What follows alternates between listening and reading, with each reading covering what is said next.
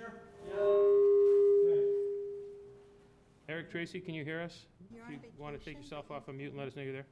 I can, yes. All right, we're having trouble with the video on our end, but we can hear you, and on vacation. Zoom is connected, so that's the good Oh, news. I responded to Ben's email. All right, I'm gonna Yeah, call, on the road. meeting to order. My We good to wife go? got home from work in time, so, Oh, good, yeah. I'm here in person. Where's my timer? You ready? You guys ready to go? Commute. I'm gonna crank it up. Yep. Okay, you ready to go? All right, I'm gonna call to order 103. the Monday, August 4th Select Board meeting. Nobody is remote now, so we're all here. Okay. All right, so we got a nice agenda today, some good things to discuss, not much voting today, just more dialogue and debate. We'll start first with boards and committee announcements, and I think there was something you'll see on the website that Conservation Commission is looking for 3 openings because they don't have enough members and are unable to move some things forward which are important to the community. So please, if you're anxious to find some place to volunteer and help the community, please look into the Conservation Commission. They're looking for 3 openings. Affordable Housing Trust has 1 opening.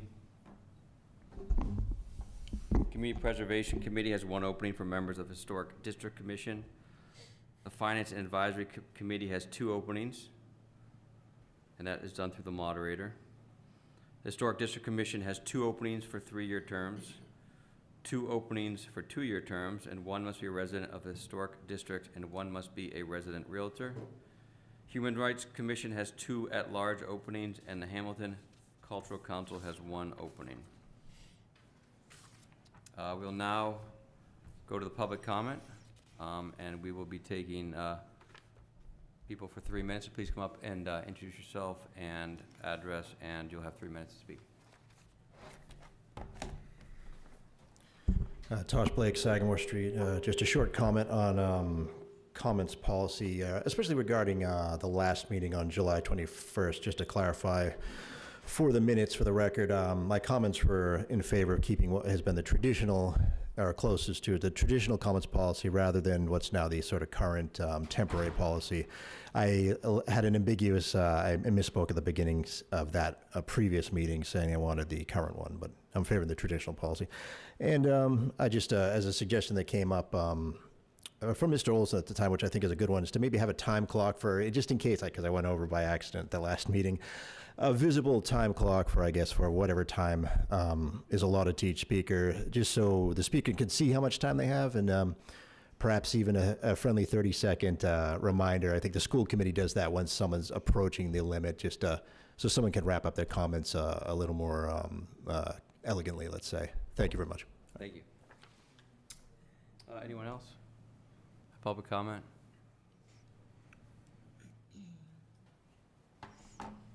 Hi, Jenna Jones, Bradford Road. Going to talk on the public comment thing. I think Bill threw out, which I thought was a good idea. I think at the time you just kind of threw it out maybe 20 minutes before, 20 minutes at the end of the meeting, 15 minutes at the end of the meeting.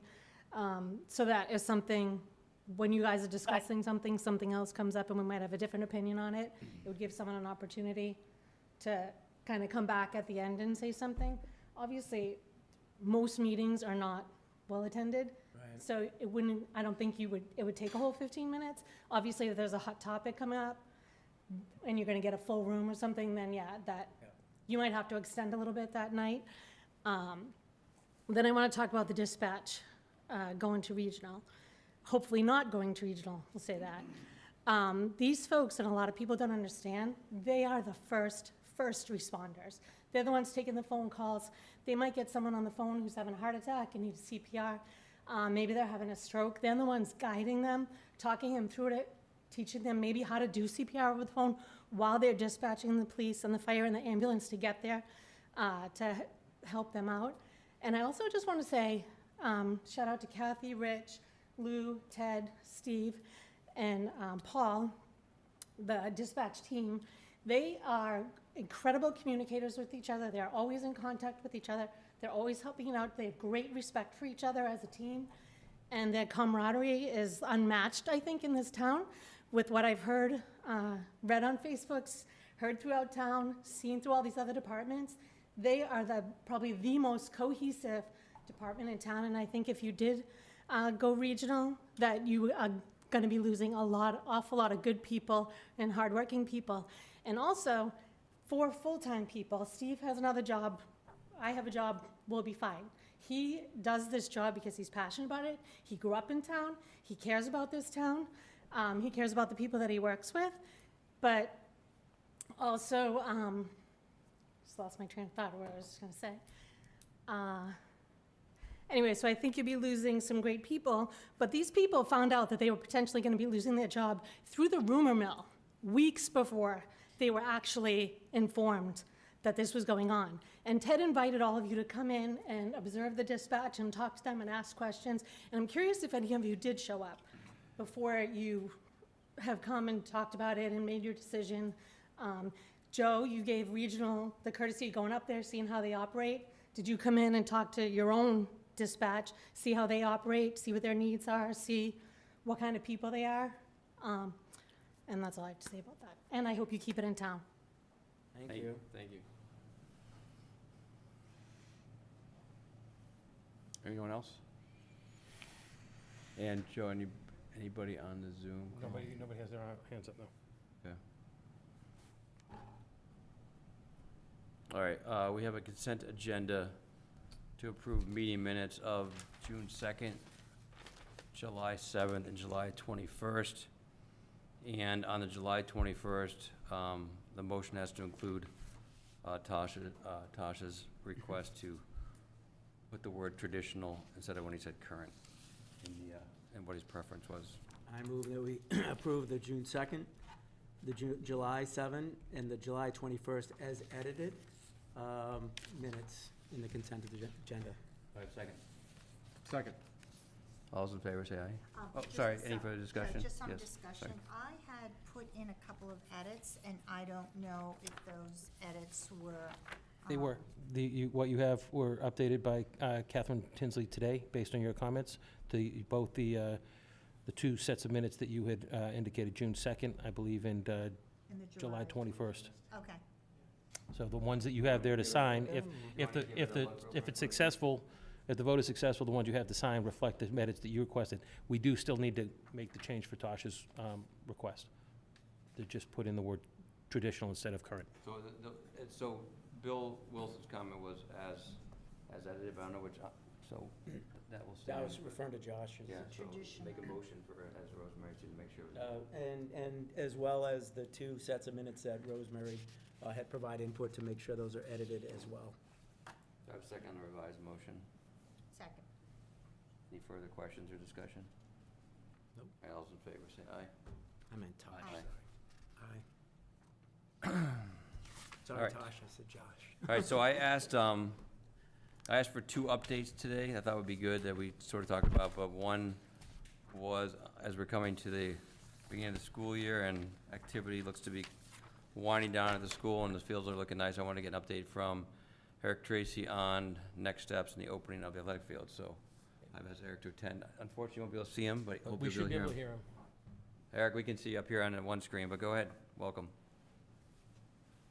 Great, thank you. Certainly, I've never been accused of being quiet, so everybody should be able to hear me. Thank you for the opportunity to do the update of the field project. As you know, it's been going on for a little over a year now. Most of the major construction is complete. We are now in what they call punch list mode, and that's really hitting the details. Lots of small things where we all kind of walked the entire project with our operations people and I sent you this. designer and our the construction agent, which is Argus.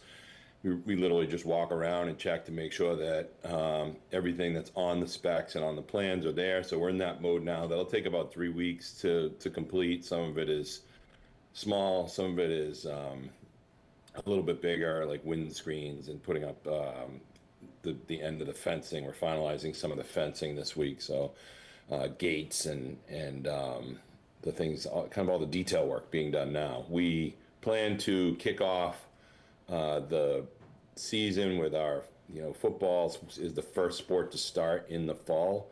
They'll start on August 15th. We plan to kick that off with everybody on the field. So that'll be exciting to start that. The rest of the kids in the other sports will come It's about, I think it's 3 days later, they're allowed to start. So they'll get started 3 or 4 days later, and all those kids will be at home on the field. It's a great project. It's beautiful. We're working on, again, just some small things, and looking forward to September 6th. Hold that date. It's a Saturday. We would like to, we're working with a small group of people in the community to do a little kickoff of the openings of the field. So we've coupled it with a Friday night game, the first Friday night football game under the lights, which is the first time ever. And then on Saturday evening from 6 to 8, we'll be doing a little celebration, kind of invite the community, have some things for youth sports to do, get our kids involved in the athletics program, running little events for kids. And it's an exciting time. It's really close to getting wide open and ready for people to use, and we're excited for it. It's a beautiful project. That's great, thank you for the update. So September 5th is the game, and September 6th is the event, correct? Correct. I mean, Right. the beauty of that week is there's something every single night that week, just because of the way all the teams work. So it's nice that they'll all be on the new fields right away. Great. Any other questions from the board? No, that sounds great. All right, Thanks, Eric. Eric, thank you. Yep, anytime, thank you. Also asked for an update on town hall construction, so our DPW director, Tim Olson's here, and Tim, I appreciate it's hard sometimes to see progress in construction when things are a lot of rough in work in the beginning, but the finished work is what you see at the end. So just looking for an update on how we're doing on project schedule and all that good stuff. Yep, Tim Olson, DPW Director. We are progressing well outside now. There's a period of time that there was a bit of a delay. We ran into a foundation issue, compromised fieldstone foundation that we had to address, working with our engineers, architects, as well as our contractor to get that rectified. They are well underway with that work presently. Started the outside trim work, a lot of the exterior repairs, things like that. You're starting seeing some of that work over the last week now. Inside, most of the systems are all rough complete. HVAC's complete, plumbing, electrical, telecom, everything is complete inside. Getting ready. They just almost finished insulation, and they're going to be getting ready to board up the walls. So progressing a lot. Majority of work has been inside, and now they're starting to work on the outside of the building. Obviously, that's what people can see. Progressing well. Like I said, some slight delays, unforeseen structural issues. There was a little structural issue inside that we had to take care of as well. Contractor, an engineer, an architect. I'm kind of the middle guy to make sure all that goes as smoothly as possible. And I think we are seeing good progress that I think we'll start. I think we're a little later than expected, the original plan, just because some of the foundation and the structural issues. But I see good progress coming, and pushing the contractor and the engineer and architect to. Is there a new Stay on. date? Is it spring or is it? Not official date, but we are looking, I would say we're going to be back into the building. Town hall would be back in the spring, probably late spring, so. And how are we doing with the contingencies and? Contingencies, we're still under the budget. We're still within the budget that we have for the project. I have forecasted out some other expenses, some more soft costs, National Grid, for example. They have not provided me a price yet, but I've been trying to forecast out what those expenses would be, and we are still under what we have currently funded. The contractors billed through what percentage, roughly 40, 50, 60%? I think they're at around 40% Okay. on their project. And like I said, there's going to be some outside. National Grid is another step in that process, so working with them. And so I mean, if you have any specific questions, I'd be happy to give you guys a tour. I know I sent you guys around a little bit early in the project. They've came quite a ways in the building. Working with Bill, trying to get inside tour, so we can maybe push that out, kind of present it. Virtual tour. Mhm. Yeah. That's my idea. I mean, the idea, that was my thought, was if we question if we can do a virtual tour. Yep, and I think now that you can start seeing the offices formalizing into, structural walls and things like that, I So think if it's a you good had time to chance do it. walk through I some walls walked, around? I walked through it today with Wendy, just to visit with Tim and check in on things, and he's right, it's starting to come along, it's starting to look. How the spaces, the size of spaces. The spaces are just what we planned, exactly the way our staff was expecting them. I know that Tim took the staff through about 2 months ago, Mhm. and they were, at that point, it was just framed in, but they were excited. Now insulation's in the walls, all the internal systems are in the walls, wires are run, pipes are run, so they'll start to drywall, and, other than, the biggest piece of the project still is the addition, the elevator addition, which, now that they've got, they were working today on shoring the wall that was compromised, so they, hopefully we'll get to start knocking that out. Tim, actually, Steve Athanas is here from Campbell. I don't know if he wants to speak or if he just wants to listen, so. Yeah. Steve, good evening. Are you joining us to just listen, or you wanted to say hi? I can do either. If you need any specific questions answered, I'm happy to answer them. But I think Tim basically summed it up. I mean, we did run into some structural things, and unfortunately, the structural issues that we've now figured out and are moving forward are where I think most of the townspeople will see the progress. The big thing, as you just mentioned, Joe, is the addition, and we got started on that this week. So we're hopeful. So the big worry with the delays was, are we going to finish exterior paint, things of that nature before the bad weather comes? And, that was at one point certainly a concern, but I think I can say with confidence right now that we're going to be done with all of that exterior stuff before the bad weather comes. We're probably going to be later than the January 31st deadline, like Tim mentioned, into late spring to actually move in. But we have done a slew of historic buildings like this in the past. I'm sure everybody is most familiar with the Essex Town Hall, which we did, 7, 8 years ago. We've done the Gloucester Town Hall. These unforeseen issues are inevitable, and we've sort of worked through them collaboratively as best we could to date. So we'll continue to do that. But again, just here to sort of listen. If anybody has any questions, I'm certainly here to answer them. There's been no procurement, lead time, specialty equipment issues that'll affect schedule? No, We've I got an think, electrical panel that is very late. It's already ordered, but it's a 12-month lead time, so that's not coming in until December. But that's part of sort of the new plan. We've got all the rough end done. We can put the fixtures in, and then we can tie in the electrical panel sort of after the fact.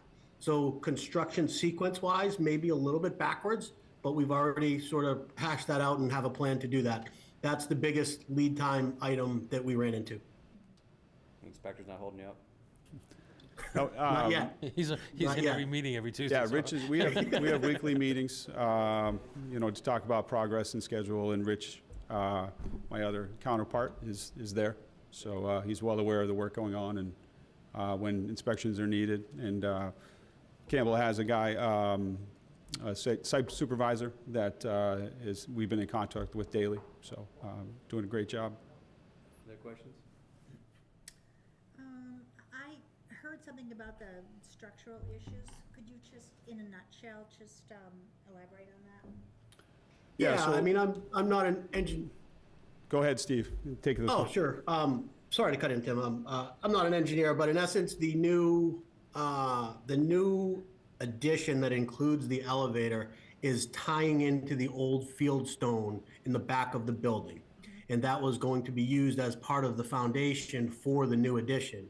When we excavated that area, it was very evident that old fieldstone was not structurally sound. So the architects had to take a little bit of time to figure out what to do. They came up with a couple of different options to figure out what was best, not only structurally, but also financially for the town. They decided on one, so we're gonna have to shore that area, pour in a new concrete wall, and then we can get going with the foundation. So the shoring was done today, so that work should start to roll now. Part of the shoring was done today. We're not done. That takes a All little bit of time, but yes, that's right, Joe. Sorry, I'm a pie-eyed optimist, sorry. Yeah. Thank you. Sure. The meeting space, how's that coming along? Same path? I mean, when do we expect to have meetings there? Same time frame, late spring? Yeah, so all the wiring is complete up into the meeting space. That was part of the telecom package that we had issued. Working with Bill as well as a media audio-video company to have all the equipment kind of earmarked, planned, ordered. So we are expecting to be in there when we're in that shortly or right at when we're in to utilize that space, so. That's the I know idea. Bill's been hard at work. He's trialing some software from the company Yeah. for live captions. Yeah. So got every word said coming through. It's working well, Bill. Right. Yeah, and specific questions regarding, I'm not sure if Bill would like to answer those, but I know we are setting the room up for some of the most advanced audio-video equipment to Great. help broadcast and you know, be ready to go for the residents, so. And what's the capacity of the room? You know, to build and code about 88, you know, my guess is on some nights we'll probably jam 100 in there, but well, it's supposed to be 88. That's great. It's exciting. And as Tim was referring to the telecom, we had gone back and forth about having multiple screens. You know how we use a screen here, we used a screen in the old room. There'll still be a screen behind the select board or the planning board or whoever's having the meeting to show the audience what's going on and to share with Zoom. But instead of you having to look all the way across that room and another screen and on the far wall, you'll have monitors at every one of the stations on the desk. And so you'll see on your screen in front of you what's going to be up on the screen behind you. So it'll be all tied in well and it should, you know, make it easier for everybody to see everything. Nice. And I don't know if there's a way to incorporate a great suggestion about a kind of 20 seconds laugh for public comment into that whole thing, Timer. or we put a I little. think it'd be easy to Well, put, that would I be think nice. it'd be easy to put a timer into that, Yeah, yeah. I think that's a great idea. Yeah, great idea. All right. Okay. Yeah, so after 3 o'clock, if you guys want to come, just let me know and we can tour through the. When is that going to be? Anytime after 3. I mean, if it needs to be official, obviously, we'd have to post it, but if it's just one, if yourself wants to come over and say, hey, I'd like to come through it, I'll be more than happy to show it to you. Okay, good, Appreciate thank that. you. Yeah, I would like to come and see Yeah. that progress. And there will be a virtual kind of tour as well at Yeah, some time? and I think that's what we were talking about earlier, is trying to figure out how to make that happen, if it's a tour and then you know, kind of virtual, and then something kind of an text or narrative type with it. Obviously, you want to try to make sure people understand what spaces are which, but if it's through text or narration, I'm not sure what's the easiest plan to do and most effective way, so. New spaces and fields, I love it. That's good. Working. Right. So we won't need to bring our computers, the monitors will provide the packet? All Is the that pack correct? information, yep. Correct. Well, whatever's shown, so if you want to get I ahead, want to get ahead of, you have to get your laptop, but if you just want to see what's up on but the you'll have screen. materials just instead of a handout, Right, which right. is great. Yeah, That's good. yeah, each space that will have a monitor with power as well as connection to the screen. Who knows, the FinCom might even start having meetings in Town Hall. All right, awesome. All right, thank you. Thanks. Tim. All right, next thing on the agenda is set limits for the Chapter 91 Senior Exemption Program. And we're going to hear from Jane. So, hello, Hi. hi, Welcome. I'm Jane Dooley, Director of Assessment. So, sorry, I hate this. Every year, the Select Board votes on the Chapter 91 Senior Exemption limits.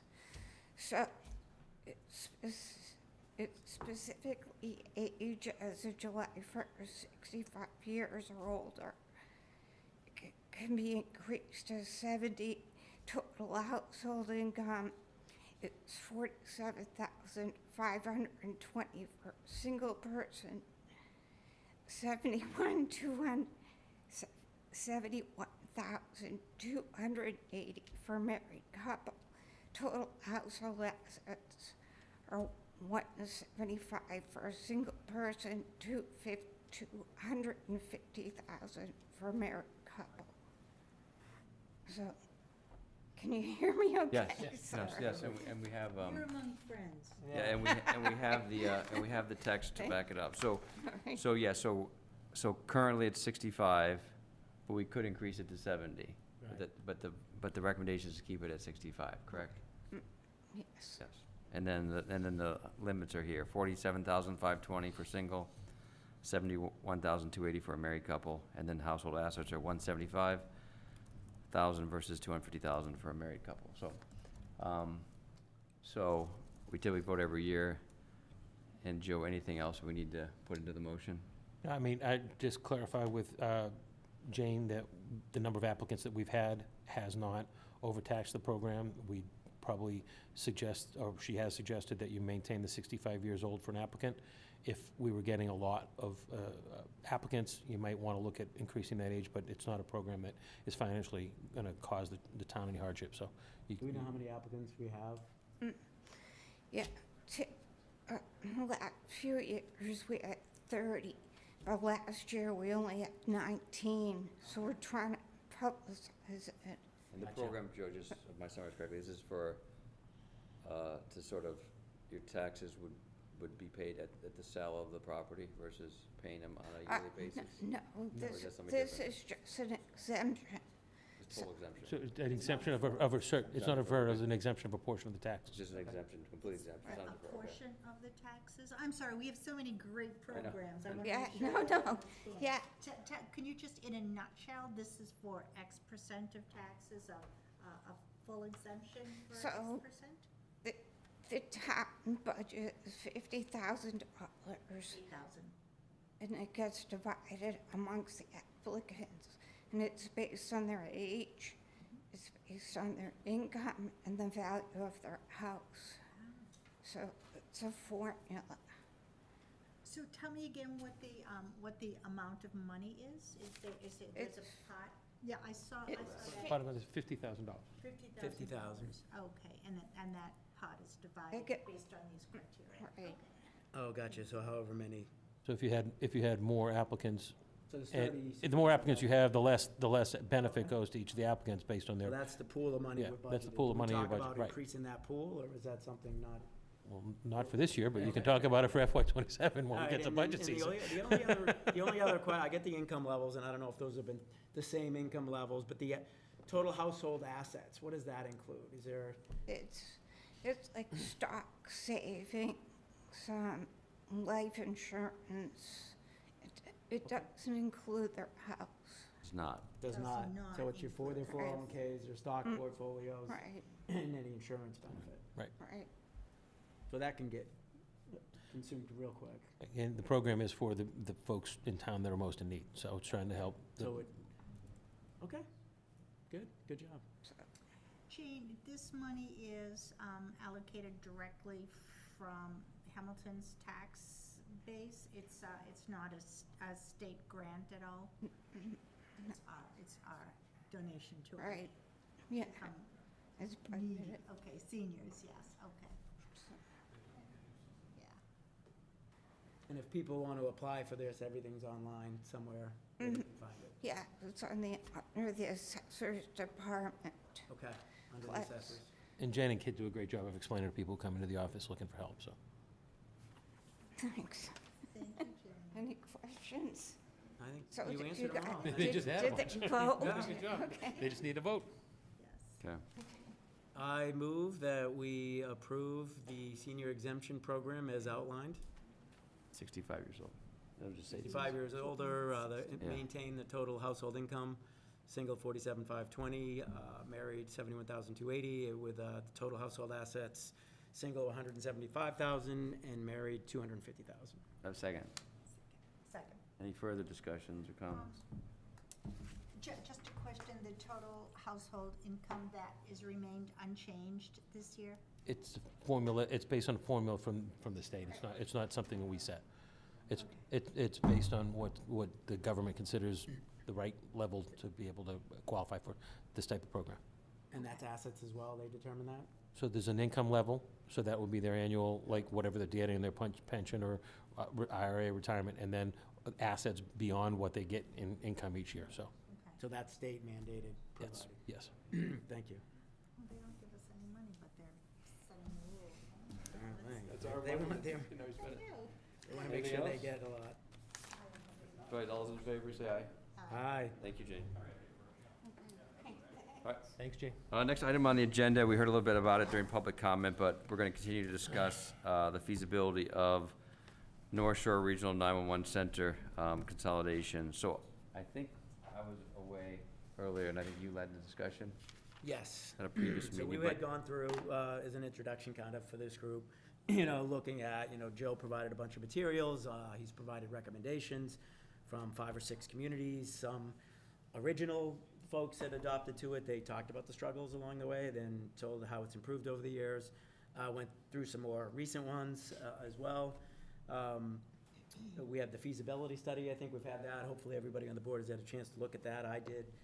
We had some feedback, you know, from some of the dispatchers and folks, we got a letter that we spoke to as well. There was a strong sentiment about, you know, from the crowd and those who visited about, you know, the what's there today and knowing the area with some feedback that the NSR kind of dispatch center has had struggles along the way and possibly some of the statements in the feasibility study weren't accurate. That was kind of discussed. But I think that was a lot of what we discussed last meeting. I think we all agreed to kind of go through materials and come back and have another discussion. There is an offer out there to go visit the center. There's an offer to go here. I think we, you know, that should be as well. I think, you know, today is about, I don't know if there's any prepared materials, Joe, we want to go through or just continue discussion. Yeah, I mean, I think I think, good summary, I think what I wanna do is just have continued discussion and kind of, we talked about it once, we're not gonna vote today, we're Yeah. usually like to talk about 3 or 4 times and have a vote, especially on something that's important, right? I wanna kind of separate into 2 things, because number one, I kind of just like take it back to the personal element, right? Like, this is not, I wanna recognize and commend the staff that we've had, right? It's open 24/7, right? 365 days a year, with a very, very small staff, so, and people really working hard to cover each other, in times when other people can't work, right? So, this has nothing to do with the amount of effort that staff has been put in, but we've been asking Joe, as part of his town manager goals for many years, to look at regionalizing things, and sort of figuring out how we can work with other towns, sort of, and we've done it successfully in a lot of other departments in town. And we've made some tough decisions to do it, but it's sort of supposed to be for the betterment of the town and to balance the books and to make sure we still get the right services or better services for maybe a better fiscal responsibility. So I want to separate the people from the action, because I you know, unfortunately, people who work there are, who may or may not, are, you know, are residents of Hamilton and have paid in our taxes and are good members of our community, but we also have to look at the business of Vernon Town and make sure we don't have to go to an override, and look at the overall town, the health of the finance of the overall town, and look at the success of this center for other communities around us, because we always do that too. We always look at others. We're very rarely the first one to do something. We wait for everybody else to do it, and then we sort of look at it too. So I kind of want to break into 2 of those things. So and also talk about the fact that we have talked about maintaining somebody, right, 1 or 2 people, to maintain a dispatch during normal business hours, right? To have somebody, because the police have enjoyed having somebody there during the times when things are busier. So maybe instead of having, 6 positions? Yeah, we're talking about having a person 6 during FTEs, business, we you know. We go back down to 1 or 2 Yeah. FTEs, right? Yeah. So it does have an opportunity for somebody to still, and like I said, we haven't finalized the plan yet, but that was one of the discussions, because I think it'd be important. Because I think they do other things right now than just do dispatch. So to take that completely away from the department is probably not the right thing to do. So anyways, that's kind of all the different things out there. So Joe gave us some stuff, but I'm not sure the best way to sort of go through the discussion. Not gonna make a decision today, but we just wanna make sure we're looking at, you know, there's 2 things, right? We wanna talk about it separately, but yeah, are we willing to reduce our staff by 4 or 5 people? And then number 2, is this other option going to be a detriment to the town, regardless of the staffing issue, so. Yeah, I think that's the right way to look at it. You know, we clearly have a great team there who are more than capable to do the job. The question, is the model sustainable to staff it appropriately? Because one could argue 4 full-time and whatever part-times you have to get to the FTE number, you know, what challenges do you have to person a 24/7 operation? And that doesn't sound like enough people to me, and it's probably a challenge for those working it, you know, to cover that, you know, 24/7. So I don't know that that's a sustainable model. That's what I worry about. Not only from a people perspective, but keeping up with technology, keeping up with, you know, the software, the applications, the mutual aid capabilities, some of the other capabilities are out there. Can we keep up with technology and the right staffing model locally versus leveraging a wider system that coverages, you know, multiple cities, municipalities? So it's a good way to look at it, and that's where I struggle, you know, because I do like the benefit of having it there, and the people that work there I know well, but, and I think they do a great job.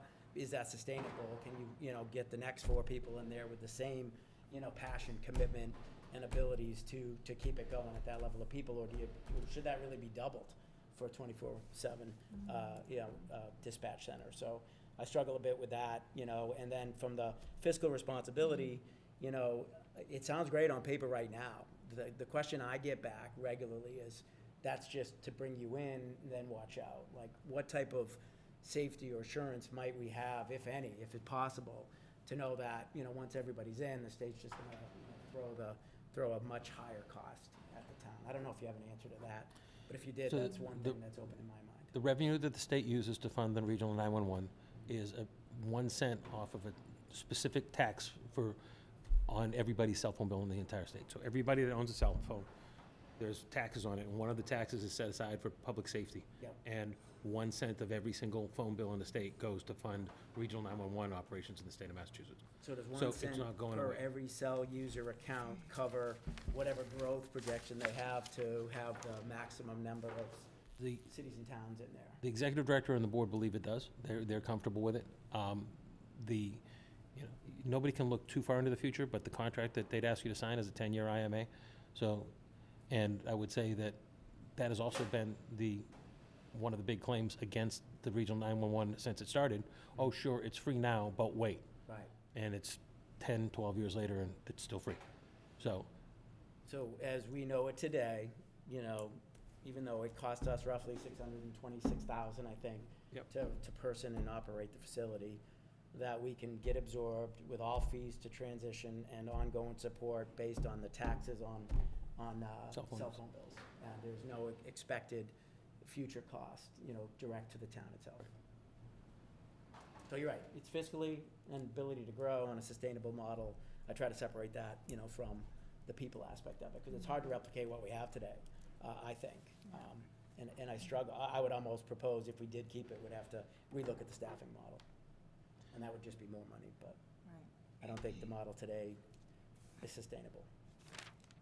I did ask Joe, but our current new chief does not have experience running a running a dispatch or call center, so it's not somebody you can rely on him to say, hey, how would you model, how would you change it, what recommendations you have? So I haven't asked him specifically his opinion of this, but I'm saying in terms of just experience that he had and things we hired him for.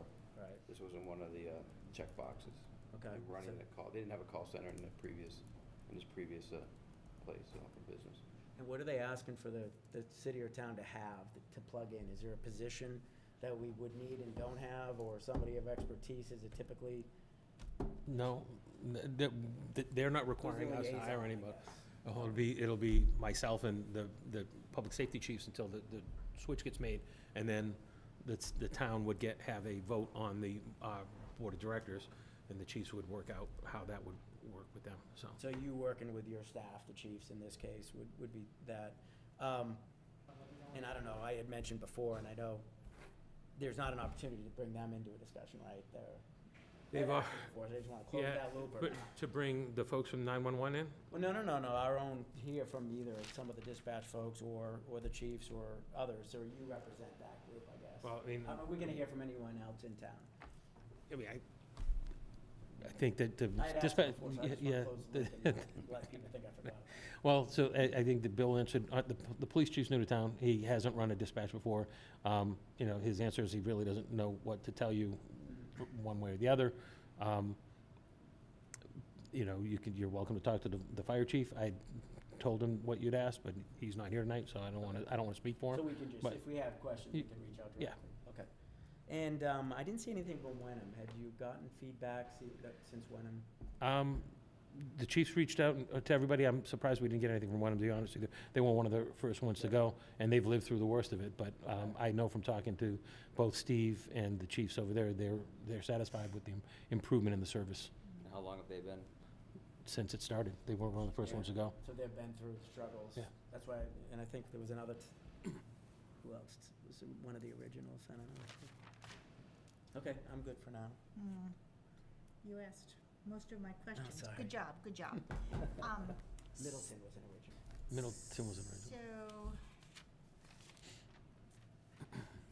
this is a really tough thing, because as a resident in town for over 30 years, I value the personal attention.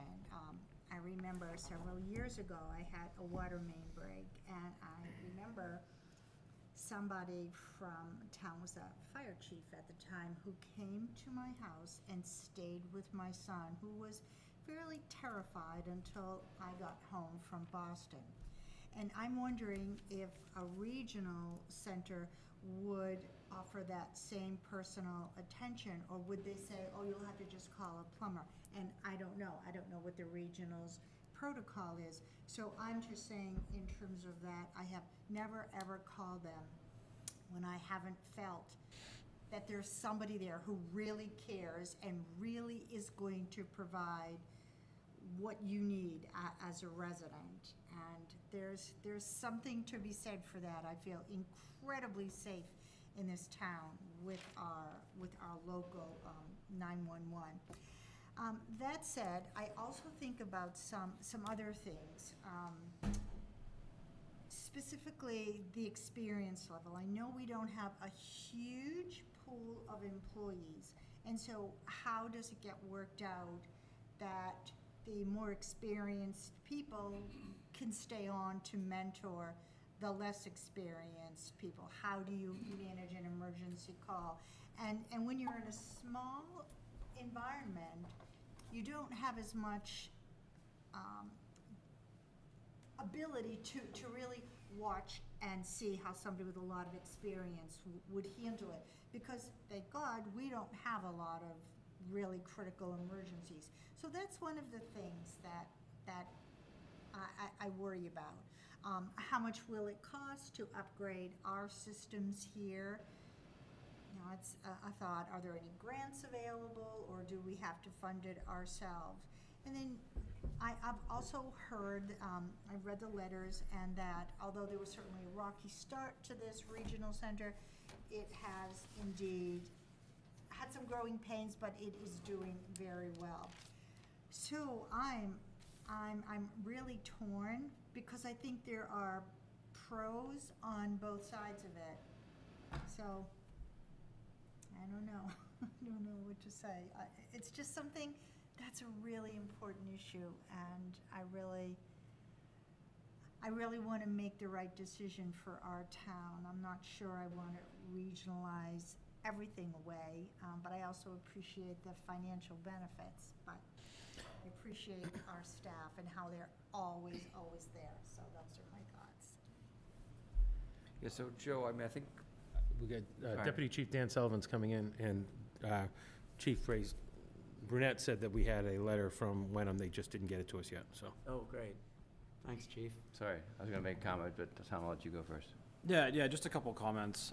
Bill, I think you said it well in your earlier points of, separating the sort of the financial administrative piece versus the people piece. And I think, this isn't the fact that, we're looking at this isn't a reflection on the staffing that we have now and the town people we have now, and not, a reflection on them and the work they're doing. I think you look at it from, our job as a board as to look at what's fiscally responsible for the town. And this is an option that presented itself as a potential cost savings. And so when I look at it from that perspective, and I look at potential cost savings, I'm looking at, can we get, the same level of services for, the same or reduced cost? And, I think that's where it was helpful, Joe, for some of the information you provided, some of the letters, some of the, annual report I went through was really helpful from the regional call center. And then the letters from the town folk on, just, the benefits of the local dispatch. You know, it seems like some of the concerns that were raised in some of these letters is around just, you know, having the local dispatch, having individuals that know the town, know the spots, so if they don't know the exact address and things like that, you know, is helpful, and I can certainly see that benefit. But on the other hand, I do see that, you know, they use NextGen 911, they have pinpoint accuracy with cell phones, so there is that level of light detail. So, I mean, I think there's, you know, at least the same level of, you know, ability to locate individuals in that sense.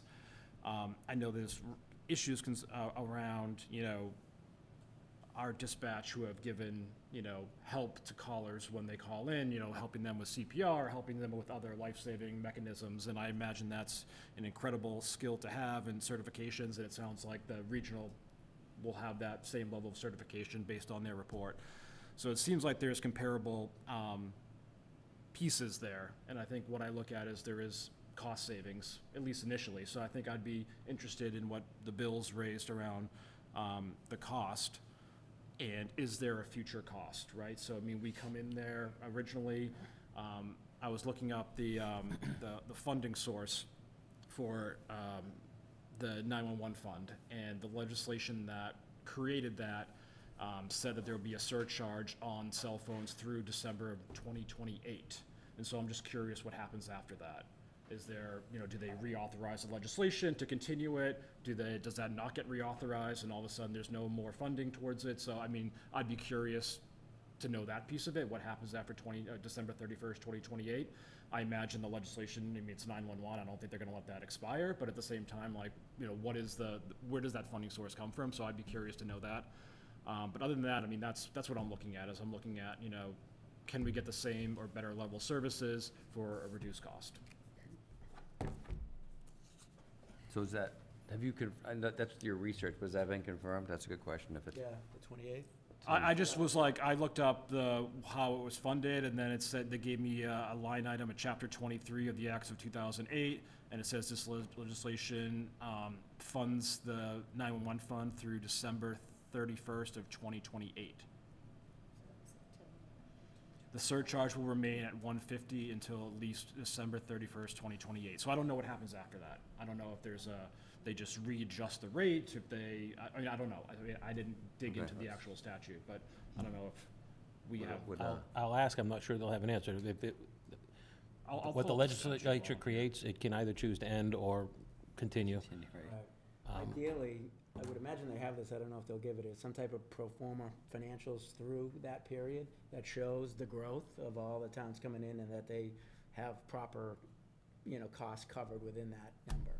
Because somehow, I mean, maybe it's in here, does it even show how they're doing right now against the $1.50? Because, like, you know, is the current, you know, wireless bills covering now, or a surplus every year and it's gonna cover, you know, through the December 31st? 2028. That's a lot to ask. I can do some homework on that as well. But that's all about the future cost and sustainability. Well, that's what I think is like, okay, so we know we like the neighborhood, local team that's been working hard for many, many years, right? We know we probably can't afford it on an override. But we also know that they're overperforming for what they're expected to do, right? They're working probably longer hours and more hours and understaffed, is sort of, if you look at the FTEs for what we're doing, right? And then we talk about training. I don't know what what the average year and training for future. So is it possible to run out like a 5-year budget for what we see if we kept it, what it's going to look like year after year for 5 years? And who managed that, Joe? Who's planning that? Who's proactively looking at our staff, our turnover, our training? So Wendy and I will have to run that for you. And then any software we needed to do, or any training, or anything else that sort of comes into that budget, because it'd be good to. We're not going to make a decision based on 1 year. We'll make a decision based on year after year, right? So, And I think you gotta be real about the number of people that we employ on it today, because I'm not sure that's sustainable. I mean, some of the stories I hear, you know, these guys are showing up when when they probably should have a day off, right? I mean, Right. I don't know So how you it's- staff a yeah. 24/7 operation with that many people.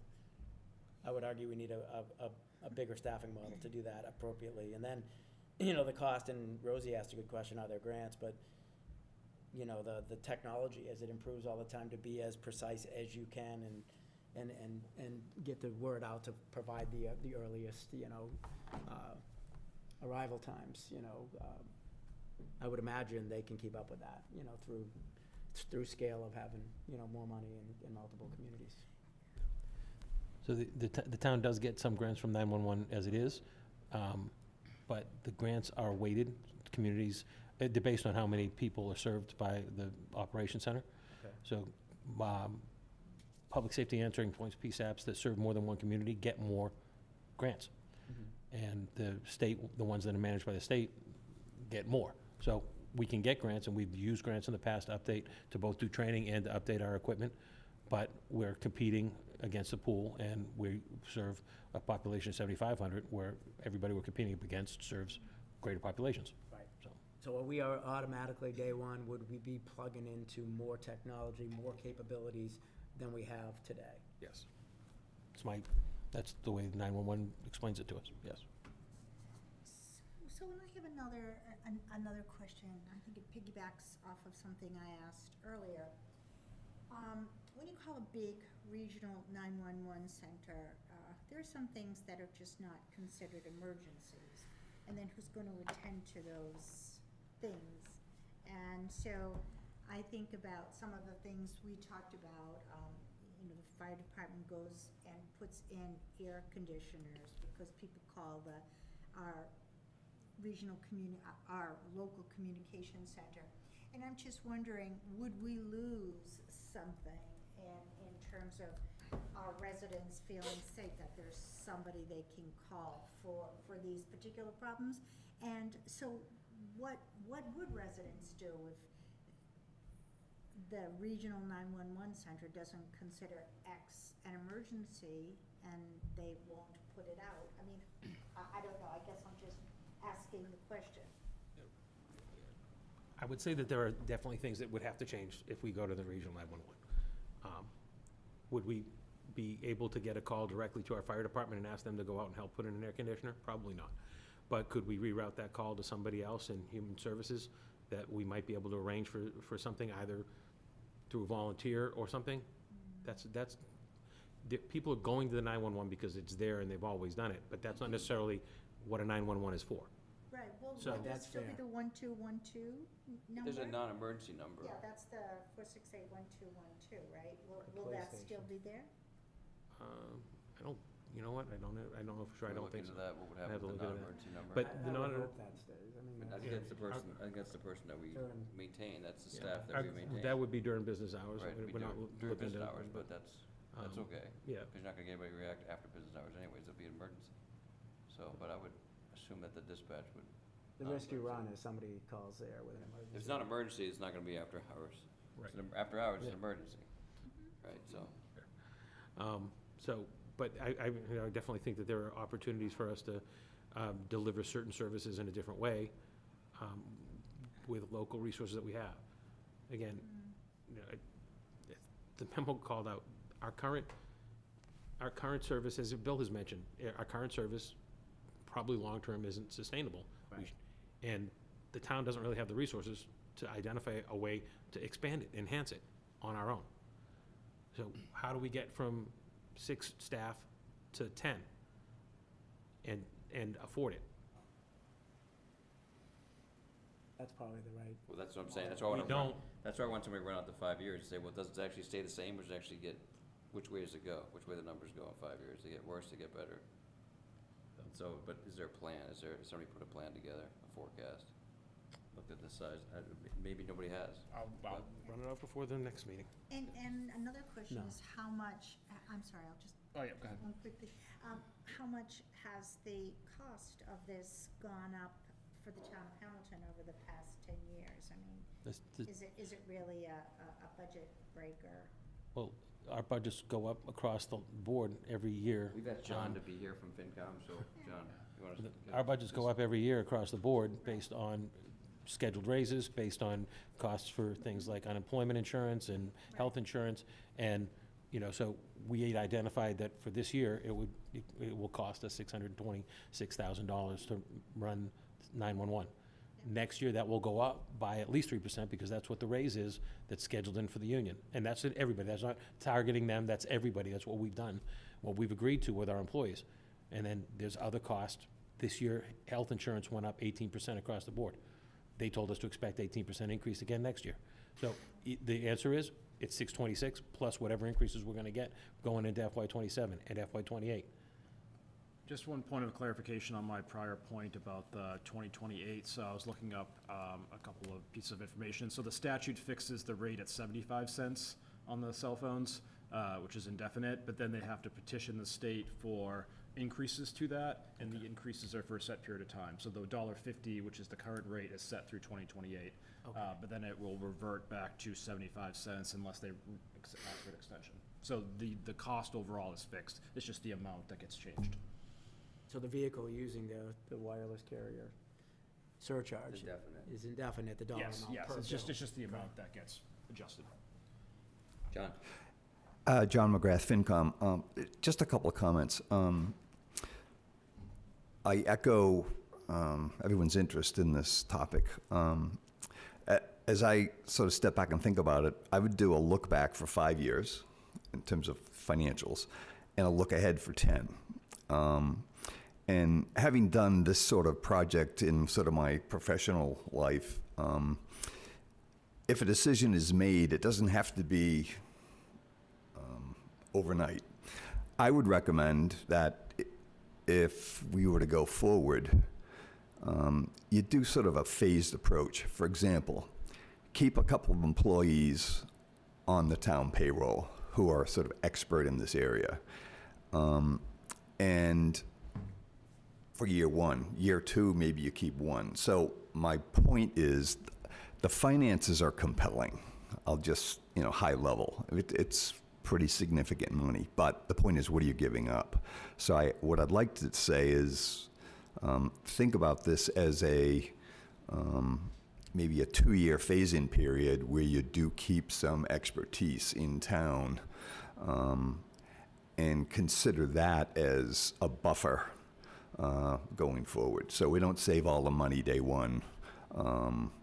You might consider sort of a ramping down of the service to protect the residents. And also, people do value that extra level of service. So I think that's one thing that I would recommend. And Joe's asked us to take a look at some of the details, but having gone through it pretty quickly, I wouldn't recommend an overnight flip the switch. I would recommend a sort of a phased approach, and let's not forecast savings that probably might be better spent doing a phased approach. So that's high level without, doing a lot of analysis on it. So I've done that professionally as we try to outsource or move functions. So something to think about. I like the logic. I've done a similar model in corporate America. I just don't know how a 24/7 operation can be ramped down because it's the hours they need to. Well, no, I would say, Bill, if I had to write down the recommendation, you move the function to the new facility. Take advantage of what they offer, but you have some folks who can advise and maybe manage, not necessarily the emergency calls, but maybe some of the ancillary services, and actually can be Joe's eyes and ears of what's going on. Or maybe they. More impactful on our payroll, or make sure. Yeah, they I would say keep some of that payroll on Hamilton's books. We kind of talked about it, not quite as eloquent as John said, but we talked about keep people on board in order to handle the day-to-day stuff, right? So he's Yeah. talking a little bit more robust than that, which I sort of. Well, he's agree with. talking different, I think. But a little Not bit not about the daily, same. Yeah. daily coverage. He's talking somebody, to watch the function, But- correct it, turn it. But the point is, you want to sort of put together, okay, in year one, it's going to look and feel like this. In year two, it's going to feel a little different. But, this is a serious financial proposal that we have to give a lot of weight to. But there's a human element, but there's also a service element to the town. So we want to try to, if we can, increase the service level, save some money, but not lose sight of the sort of the soft, costs to the town and the soft benefits of the town. So I don't think it's an overnight. If we make the decision, the service would go to the regional center, but then you have some sort of plan out there. So we could get creative, I'm pretty sure. But we're happy to spend some time with Joe and Wendy and do the financial look back. When we did the Patton Homestead, we went back and we looked 10 years back. I mean, the Patton Homesteads financially was a big win for the town, but it's also an annual drain to the town. So when do you want to make that change? So I anyway. appreciate that. I think it's important to look forward to what Yeah, I it look like. appreciate that support, thank you. Not Those are making- good we're Not making ideas. a one-year decision, but, Speaking of headcount though, Joe, is there provisions in there about opportunity for any of the 4 full-timers to be employed by the? So the 911 center encourages any of the dispatchers that wants to apply and go through their process, and they get through the process, they could be hired. We know that we've been told by some of the dispatchers that they aren't interested in that. That's their choice, but. Okay. So there is an opportunity potentially for them if they want to avail themselves of it. so Joe, if, we're not gonna rush into a decision, but what's the timeline that you're looking for for you to give us, So for us to give you some direction? initially, when the feasibility study was released, it had a 90-day window. I had updated the board and the executive director on kind of where things stand with us.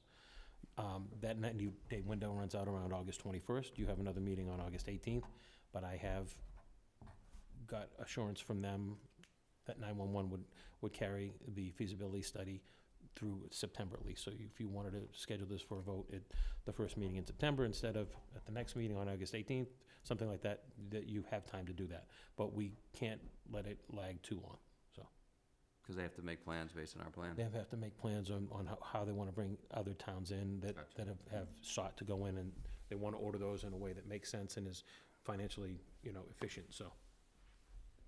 And then the staff that we have on, right now, their budget is approved through when?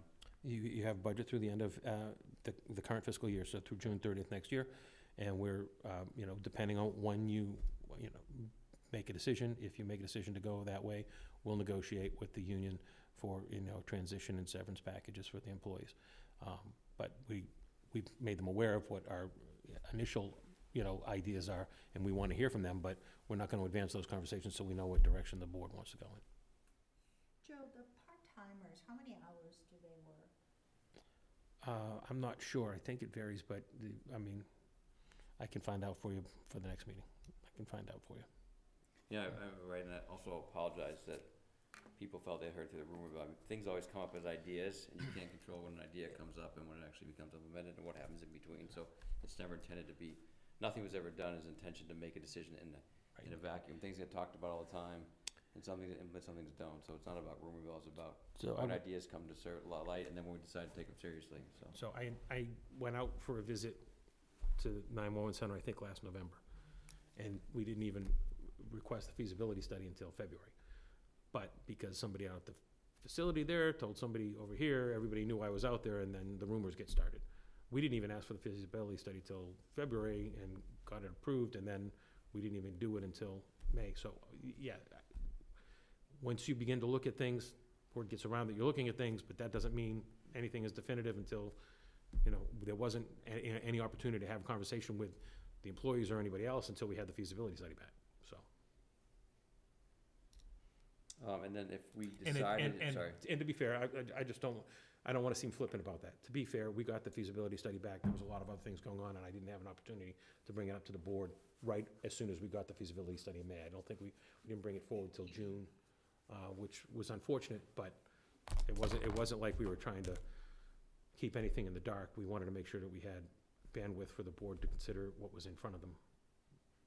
Joe, if we voted in the, between August and September, what's the ramp-up time to actually physically transfer over? So if you vote to go that direction, you'll be asked to sign an IMA, and then 911 will let us know when they're looking. I know that they've committed to bring North Reading on in November, but after that, it would be potentially possible for them to start to look at us sometime after the first of the year. So we would work on a transition plan with as I said, with the current staff and a retention plan and severance package for them based on how long they stay as we move towards that date. But we won't know the date until, unless you decide to go that way and we make that decision.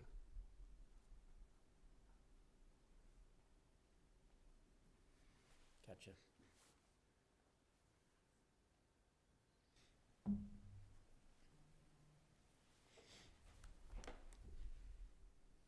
So we are supposed to, per the agenda, decide when we're ready to vote on this thing, so I would say 2 more meetings, say next meeting, we'll look at the, what's that? I would say 2 meetings. 2 meetings. Yeah. So next week, we'll look at the, So the next meeting after the 18th is September 8th, Monday, September 8th, the week after Labor Day. So you want to schedule the vote for September 8th? yeah. Let's work towards that, yeah. Good. Fair.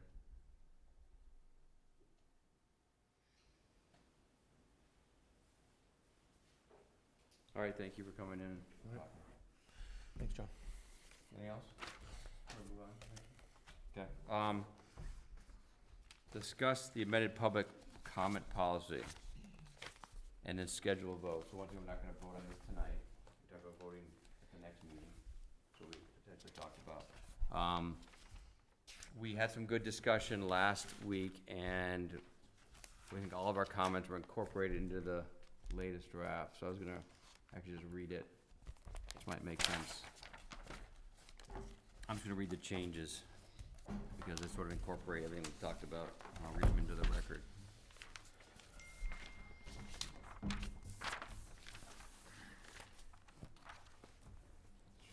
So yeah, it's just to summarize, it took into account the recommendation from town council and then recommendation that we had, just sort of, we enjoyed having the debate, and we didn't wanna, just because we had one incident, we didn't wanna change what is the sort of framework, we wanna just give it some more structure.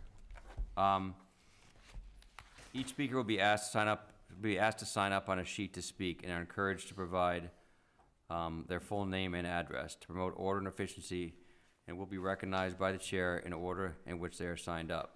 Sign up will be closed no later than 50 minutes after the start of the meeting. Now that was crossed out, the sign up part, but I'm not sure if that's, we care with that, we don't like that last line. Sign up will be closed no later than 50 minutes after the start of the meeting. So no limitation they're recommending, or? I mean, the whole idea is if you have a sign-up sheet, you want it to be a sheet that actually means something, not just a continuous rolling thing, but that's how this is written. It could be a half an hour, we can change it, but I think it needs some sort of timing to it. But that was it, so it encourages, so that was the first part, and then at the last part, we said, at the discretion of the chair, in light of the board's scheduled agenda items, additional time may be added in 10-minute increments. However, each speaker remaining after the initial 30-minute public comment period shall be limited to 2 minutes each, to reach an additional 30 minutes while not exceeding a total of 60 minutes for total public comment prior to the start of the remainder of the agenda. At the discretion of the chair, in addition to and or in lieu of a general public comment period at a designated time of the meeting, the board may open up any particular agenda item for additional public comment. However, the board is not required to open up individual agenda items to additional public comment, and the decision to do so on one or more occasions does not mean it will be done on another occasion. Therefore, members of the public are reminded that they can always submit a written comment letter on a particular matter for the board's consideration. Now, it's a lot of if-thens and, Yeah, there are. There It's are. a lot of gray. Yeah. but, you know, and I'm okay with keeping it or changing it.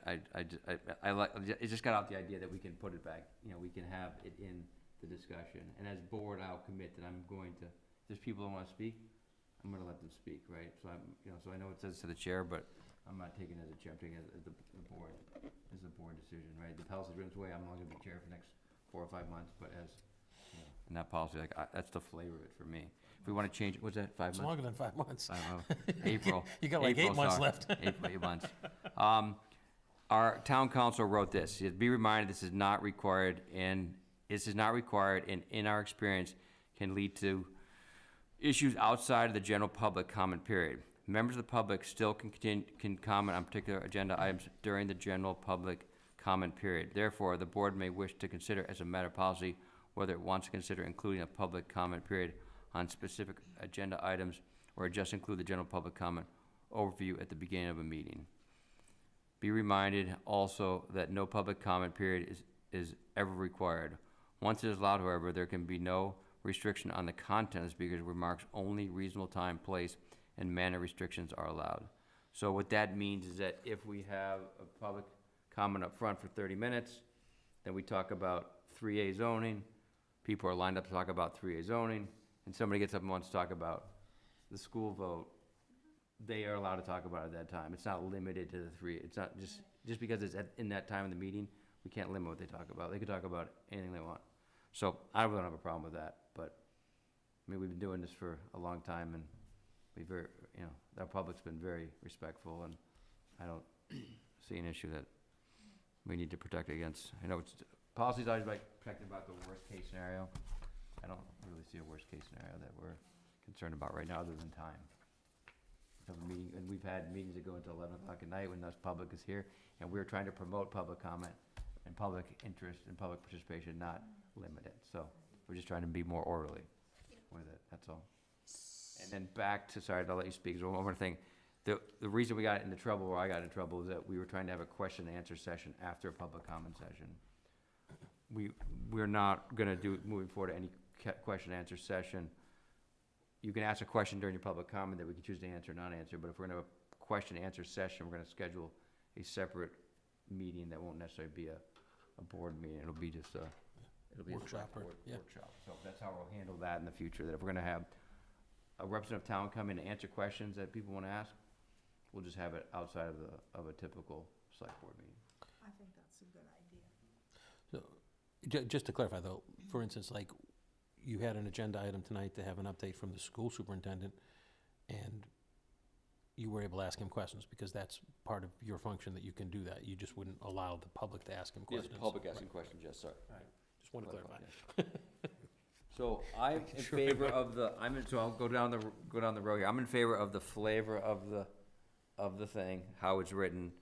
If anybody has a recommendation to write it better, I'm completely fine with it, but I like that we can interject comment throughout the meeting, because it's important to get public comment, and because someone forgot to say something up front, or they were 10 minutes late, we don't wanna limit them. I do also, it doesn't talk about this in here, and maybe we can put a note, because we do say people can write a letter, but we should remind people, maybe the policy, that we never vote on something the first time we talk about it. That's another policy. So if we can remind people that just because they missed talking about it, there's always gonna be the next time to talk about it. So they don't miss the opportunity to vote, because we always vote the second time.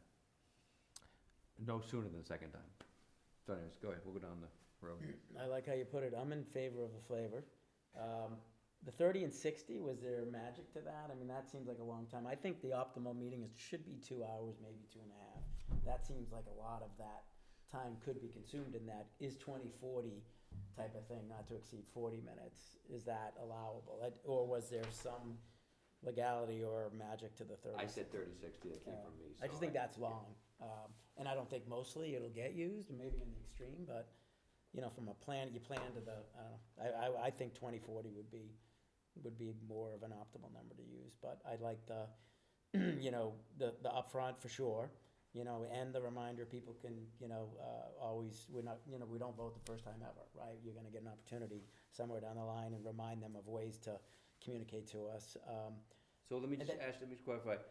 The way I meant to write it was it's 60 total. Right. 30 up front and then 30 sprinkled throughout the meeting. You're Or saying 30. 20/40, which is still 60. So what's the difference? Sorry. No, Are you saying 20/20?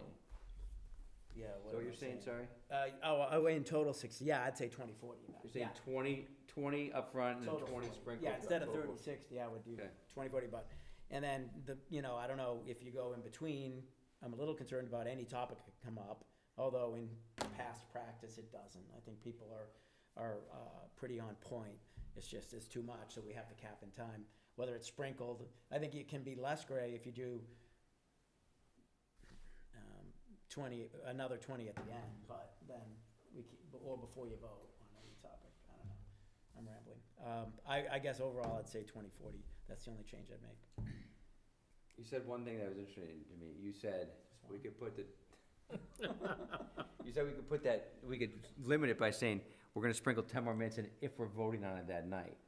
That's another way to say, Yeah. if we're not voting tonight, you just come and speak the next meeting, but if we're voting tonight, you can speak, so maybe On a it's, voting topic maybe it's a only. voting topic, we Yeah. can add in the 10 minutes. Yeah. I'm okay with that, that was I never thought about that, but Yeah. that's not a bad idea. Yeah, Otherwise, you'll still have the opportunity to talk at the next meeting. right. Okay. So I just wanted to clarify some of the ifs, ands, and so forth. So I am very pleased that we're all thinking to continue the general comments. Are we thinking of, and is it possible to continue to have topics not on the agenda as a precursor, so people can get whatever they want to talk about out? And then when we go into the agenda topics, maybe make them more specific? Can I, You can't limit that. yeah, We can I, can't limit yeah. that, okay. But You we can't can do limit any both. of We can be, they can talk about anything on the agenda or not on the agenda. That's kind of the beauty of it. It's public comment is public comment. Okay, so, So okay. it's like, that's the beauty of it. You get up and speak, you can speak on something on the agenda, something not. And we used to limit it, say, up front is not on the agenda, and we put, Right. no, now it's, you can start from the beginning and talk during the 30 minutes, or you can wait for the lucky, that 10 minutes down the road Yeah. and speak again. And Joe, you can confirm Yeah, with me no, what I'm saying. yeah, so what we used to have on the agenda was not legally defensible. Like, we weren't supposed to be doing it. It was a practice that the town had since before I got here, and we just continued it, not knowing that we couldn't do it. But it's content, and Yeah. we can't control content during public comment, so we should have removed that a long time ago. Okay, so we could encourage people to maybe speak to things that are not on the agenda up front, but we can't compel them to do so. So maybe just, we liked that format because it was very. Yeah, we can make it, we can say whatever I want to say, Yeah. but we can't limit it. Right? Yeah, exactly. We So- could say, yeah, speak up front, either on the agenda or not on the agenda, but there's gonna be time during the meeting to talk about agenda items. It doesn't matter, we can say whatever we wanna say, but they can Yeah. choose when to speak when they wanna speak. Correct, but I think in general, it's a good system, and we can encourage people to continue if they so desire.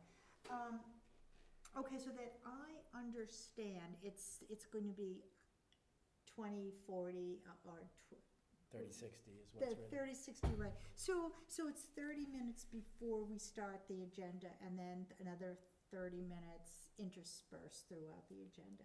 Yes. I'm fine with that. I mean, maybe just tighten up the language a little bit. It's a little fuzzy. I agree, but you wanna take a sec Yeah, at that? yeah, and I will do it, I promise, okay. Yeah, I will, because I have it right in front of me, it's one page. I thought they did a good job making it succinct, cause I thought it was, when we were talking last week, I was worried how it was gonna, I liked the idea, but I was worried it was too clunky, and they actually did a good job getting it succinct, and even making recommendations within that, so I'm fine with it. And Tom, our president attorney, you got any, I mean, I'm overall fine with it. I know what the goal is. We're trying to increase public comment, and I think we're doing that here. I think we complicate it a lot here with all these different Yeah. little, if this happens, then this happens, if this happens, and I think, I think we're just gonna get confused in the moment, and I think we're just gonna open it up, for a free-for-all, which is fine. I don't think it'll apply most of the time. I think most of it, we have 3 people in the audience if we're lucky most nights. I think it'll really be an issue on the hot topics and when we have 100 people. And I think we'll probably just be flexible anyway and just let people speak, and so it doesn't really matter. So I just think, I think it just looks complicated and. well, let's try and clean up, I agree with you, I think that at the end of the day, if Bill ran a good meeting, and we let everybody speak, and the speaker as long as they wanted to, and it was important that we got it out, so I think, and we didn't get yelled at for that, nobody was mad at that, so, yes, I think at the end of the day, if we err in the favor of more, I don't think anyone's gonna make it. Yeah, and I think no one's yeah. gonna make a complaint to the AGC that. Yeah, I think as long as we err in the favor of Yeah. more, I think as long as we don't err on the side of less, That's right, then we, that was my- and I think, we just have to be careful about that, because as soon as Right. we go to that other side, Yeah. then we'll get the complaint and Yeah. we'll try and have to defend this policy, which will be like, Yeah, this is based on a worst-case scenario, right? I mean, because how often are we going to have 30 minutes? yeah, I mean, it's gonna be very rare, right? Yeah, It's only, right. yeah. So we're preparing for the worst case. For the, yeah. Yeah, This will right. mitigate the worst case Yeah. to an hour. And, right, exactly, so. But all that to say that I'm fine with the language. 30/60 or 20/40? What's that? 3060 or 2040? Oh, I don't, go the highest number we can give them, I don't care. 3060 or 2040? Just give them 100 minutes. Or 2040 with an extra 10 on Biden. Yeah. Let's not overgo, let's Bonus keep it, let's 10. keep it. I'm good with the 30, Let's keep what I it. said last week, I'm fine adding an hour to the meeting if we have public here. I think I'm more than happy to spend an hour Let's let them twice sit up here twice a with us. month and listen to the public speak. Because if we don't use the whole 30 at the beginning, we can add it on to. Ooh, that's a good point. That's not clear. That's but- not clear, actually, Well, that's a it good does point. say- I yield it does my, say- I think it's I yield 30, my 30. time to the, It does say for a Yeah. total of The lady 60 from, minutes. Moderator, I Hamilton. yield my time, Chair. Oh, I don't know that we should do that. No, I don't think so either, but you can look at it, you can do it over Okay, that. yeah, all right, yeah. Good. All right, good discussion, thank you, I think it was a tough discussion, I like where we came to. Joe, there's been no update on the, on our response to the complaint, right? No. Yeah. All right. All right, so we're gonna vote next week, is everybody, not next week, but our next meeting, is everybody here? Or it can be remote? All right, next item on the agenda, let me get to my messy desk here.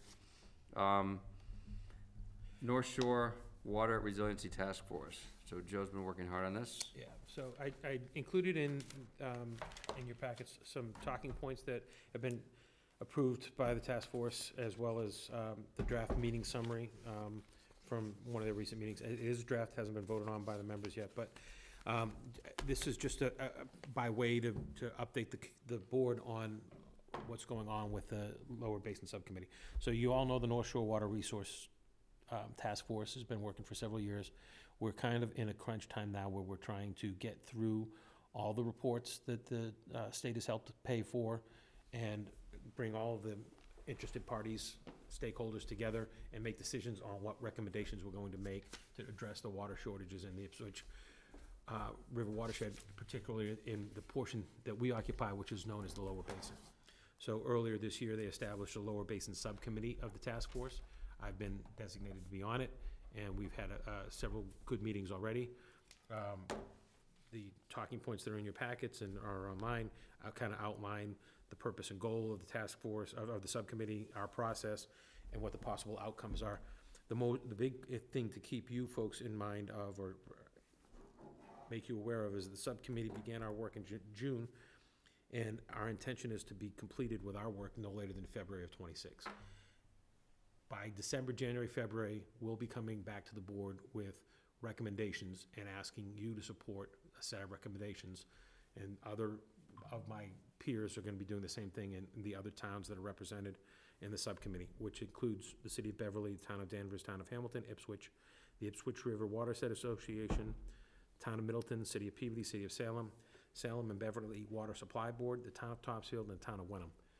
Participating in these meetings, but not as a voting member, is the MWRA as well. So the point of all the reports that have been done over the last 2 or 3 years is that in order to solve the water shortage issues in the Ipswich River watershed, we'll need to identify another water source outside of the Ipswich River. And right now, we're working to try to come to what those possible solutions are, how much they cost, which ones are the best options for the group of towns that I just rattled off, and what agencies need to participate and collaborate to make those things happen. So, So is there a cost for you to do this? yeah, it's long-term cost to fix the problem for all of those towns in the watershed. No, It's a- cost to be involved in. Oh, no, it's not costing us anything, my time, Your time. my time. And, do we have the right people I think on- so, yeah. Okay. Um, And are there, as out of curiosity, I've been through these things before, is there 2 options or is there 20 options? How We're- crazy are they getting with options?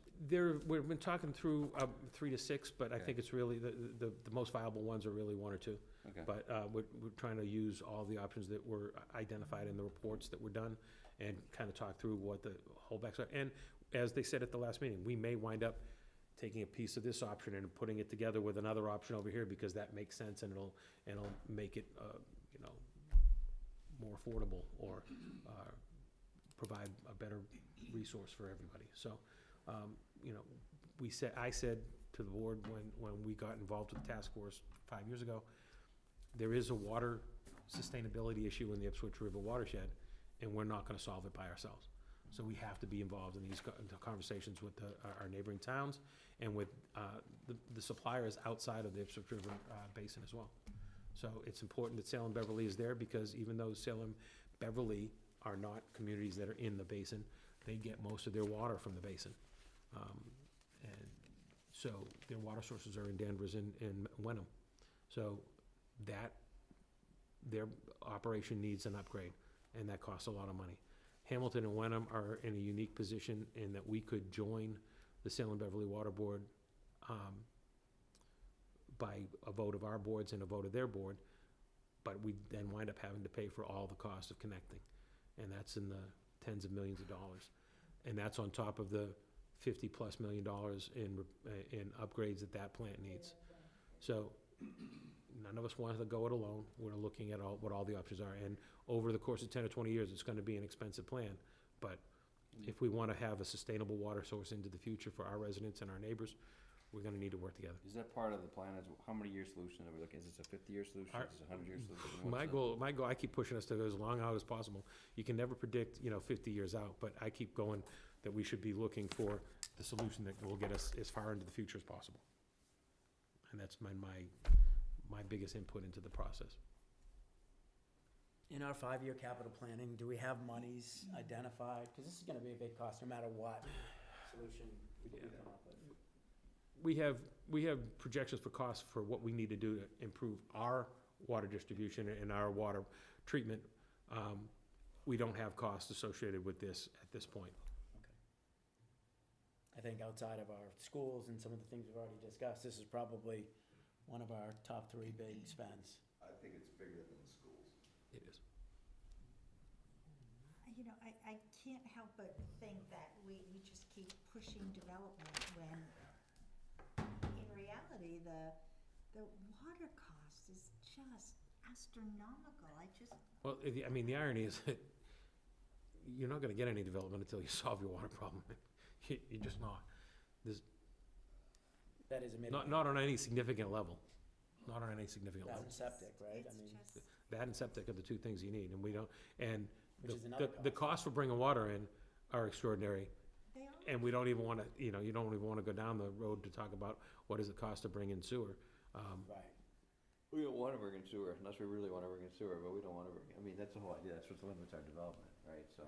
But there is some commercial stuff downtown. I don't know, Right. that could be helpful. I know we have a plant or a system there, but, Smaller plants, smaller systems in a right. Yeah. sewer system, but water is obviously important. That's the, it doesn't, Is septic sustainable residentially for the next 100 years, or, I guess it's we been. have a good plan in place, we have a good program. That's a solution for your next town manager. If I can help move us to water, if I can help us find a solution for water, I'll be proud of I think this myself. is a good board, a good group, Yeah. and a Well, It's necessary. impressive that, discussion. I'm glad we're doing it, Yeah. and it's the right time and the right group, you got the right group of people on that board, like, we're not, like, it'd be silly to have something like that and not have Beverly on it, 'cause it'd be like, what's the point of meeting, Beverly's on, but I'm glad to see that everybody is involved, Yeah. so. Yeah, I had a question about that. We know that Salem and Beverly do not have any quota restrictions like we do. And is there any discussion about that, about rewriting those water permits or the registers, whatever term the. So DEP's already managed changes within the water, both registrations and permits. We have different obligations now, even under our registered uses, not just under our permits. And they made the changes across the board, so there were things that even Salem Beverly Water had to do, but as far as taking away registered water use, they haven't done that yet. But DEP has been at our meetings, they're interested they're trying to help us come to a decision so that they don't have to do that. They'd rather the towns and communities work out a way to work together. Yeah, I am not saying, oh my God, we can't develop. I just think about the cost of the water, and the town wants to develop to have more revenue, but I don't know, it's just kind of a very disharmonious conundrum when you think about this, right? It just is mind-boggling, and I know if we opted for the MWRA, the infrastructure costs are close to $500 million. That's just not, that's So the- insane. So the MWRA study basically looked at what it would have cost if they ran their own pipe from where they are currently closest to us through all the other towns to get to, Hamilton to get. The studies that we've done have looked at connectivity between the towns, and so you connect, PBD to Danvers, to Topsfield, They all to, pay theirs. and, Right. and you work it out by connecting to each other and have the water flow through. That's an option that would probably be less cost up front. It would cause some additional cost in other places, right? But there could be a way to manage plugging in, but you need to have a group of communities all agree to what that looks like. You do have to worry about, mixing the water chemistry from town to town to town. So, you're gonna wanna have all the towns on the same, plan, the same process. Yeah, I get that.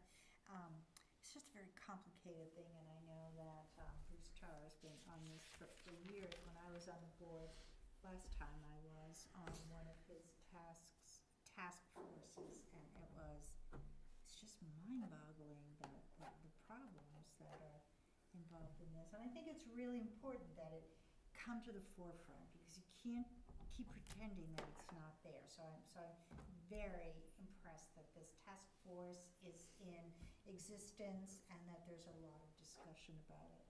And you mentioned that Senator Tarr has been a driving force in this, but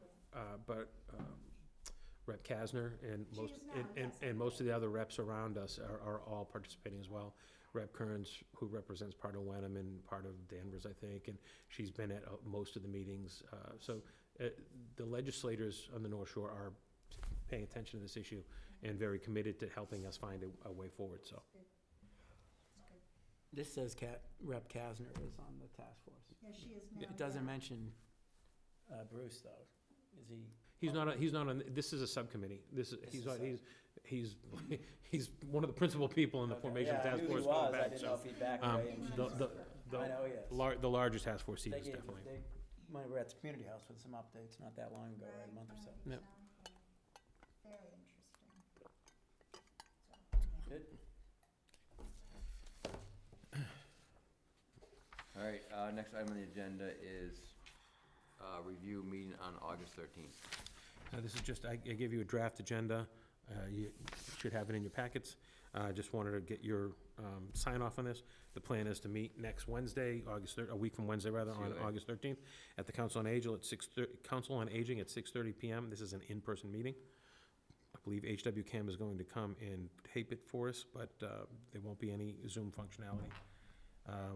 And the suggested or potential agenda includes review prior year goals, discuss and assess progress toward goal completion, discuss town manager's performance and contribution towards goal completion, discuss effectiveness evaluation tool and possible changes, and discuss proposed goals for the coming year.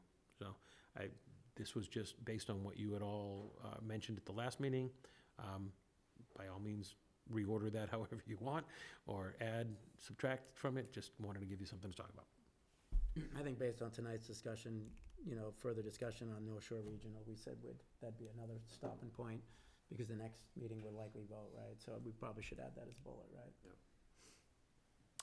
Ed, do you want to talk about the 911 on the Well, I don't Wednesday know, did meeting? we say we'll take 2 more meetings, meaning any further discussions or clarifications? So I figured that the regular meeting on the Yeah, regular 18th, you'd have had an Oh, opportunity okay, to that's right, yeah. discuss. This is the workshop meeting to Okay. just talk about goals and evaluation, so. Yep, okay, my bad. Makes sense. So I just sent your stuff today, but I'm not sure if you've got everybody's stuff. I don't know that I have one person's, but I have Ben's and Rosie's. I don't know, Tom, if I got yours yet. I haven't looked lately, but I think I have a great start. I have to get into consolidating now, so I can, So if you wanna I have a good beginning on So that. if you wanna work on the town manager comments, and I can take the goal stuff, or you can do both, or you can No, give me happy one. to share. So give me one of the two. I can compile one of the two, whatever one you, did you, for the goal stuff, was that, I'm assuming you started with the template from the last template we had. That's all I had, yeah. Because I basically just highlighted, Rosie and I kind of did the same thing, highlighted in a different color what the comments were. So I'm just gonna take all those comments and put them into like a Yeah, all right. menu, and we Yeah. can just pull from the menu. Yeah, you want to just consolidate Yeah, so I'll them all? We should consolidate them, keep all yeah. separate as well, Yeah. and Joe can look at that, and then you start want to consolidate them, that'd be So great. I'll work on the goals and you can work on the review? Yeah. Okay, alright. So I have Rosie, so send me yours, Bill, and then send me what you got from Ben. And we'll go. And then, get your order into Joe for 15 Walnut Yeah, we gotta get it over. by, Yep. noon on the 13th. Noon on the 13th, give me a little more time than that. How about we have noon on the 12th? You don't order too, it'll get cold. Well, I mean, I need to give them a heads up that we got X number coming. I think a chicken kebab salad from Five Sons would be perfect. Do we wanna go to five? Tell me where you wanna go, but I don't wanna go to We five gotta different make sure we places. got this funded and paid for. I don't wanna go to five He different says he's got places. plenty of money. That's, I did not say that. What do you wanna do? You wanna do 5 cents, or you wanna do 15 Walnut? What's I I personally want wanna do easy. 5 Sons, but, We're gonna do one place, so we can do 5 cents. Pizzas and salads? Yeah, that's probably easy, then you don't kebab need, salad, need they another. make the best So- chicken kebab salads. Chicken kebab salad, one for Rosie. Please. Tom, what do you want? From Five Sons? Yeah, I'm good with pizza and salad. I'm good with pizza. alright, what kind of pizza? Give them a flavor. We'll go off rec, we'll do this after the meeting. Yeah, we'll figure it out. All right, We'll get to- Others new will wanna business? join us. Can we pick that at our next meeting? I make a motion, Hey, just one clarifier, if I can. I had made the comment, on 911 dispatch, Wenham is in our packet from today. I found it Oh, on they did, okay, page good. 115. Okay. I was looking at your separate email that had Sorry. everything attached. Sorry. So they do have it. One thing interesting they did say was, they're very happy with it, and it makes it seamless. I think the comment was now all the surrounding Wenham, Essex, Topsfield, Manchester would be part of it. If Hamilton joined, it would make it a seamless, The only town that touches us that isn't currently in is Ipswich. right. Ipswich, right. So would they have their own? Or? So they had the conversation, at the time, the town manager was outgoing, and there was a groundswell of support, and it faded on the vine, it didn't Okay. get done. I didn't mean to add, I just wanted to, you don't have to send anything out, it's in the packet, if anyone was looking for Wenham's, so recommendation. for new business, we have obviously a lot of stuff to go through over the next couple weeks with town goals, manager reviews, we got the, public comment, we have the regionalization of 911. So I'm not sure what else we wanna add to it, but who's on call for, next, I don't have it offhand, I'll text you. anything everybody wants to bring up right now to put on an upcoming meeting? Is there any updates on the schools, September Yeah, do we ballot need to meeting, is get there Eric anything? or the school committee in here to talk to us about anything? We I know it was don't brought need up to, during but the we can interviews. request. So, I mean, yeah, so there's no role at all for the select board of the town of Hamilton or any of us to play in that. Understood. If you want an update, we can ask them to send somebody to update you, maybe be it Eric or somebody else. I'll but- reach out to Dana and offer it up and see what she says. We'll give her some space to talk and answer, not answer questions, but talk. I'm sorry, is that, I you want me to? I'll or reach you? out to Dana, Okay, yeah, and see, because we're not required to do it, unless you tell me you want me to require. No, I just, it was brought up as an interview question for the new, Yes, they want to know what next step and was. they seemed like, they They weren't. hadn't met yet. Right, so now, after they meet. They don't maybe meet in the it's gonna summertime, get- Right, so that was part of the issue. They had no, Right. they don't meet in summertime. Not the whole summer, but a portion of the summer. Anything else? it's a lot. We have to sign, these, Cemetery deed. 2 cemetery deeds or one? It's one deed, One two deed, copies, two we keep one and give one to the, I accept a motion to adjourn. Motion to adjourn? Have a second? Second. All those in favor, say aye. Aye. Thank you. thanks, everybody.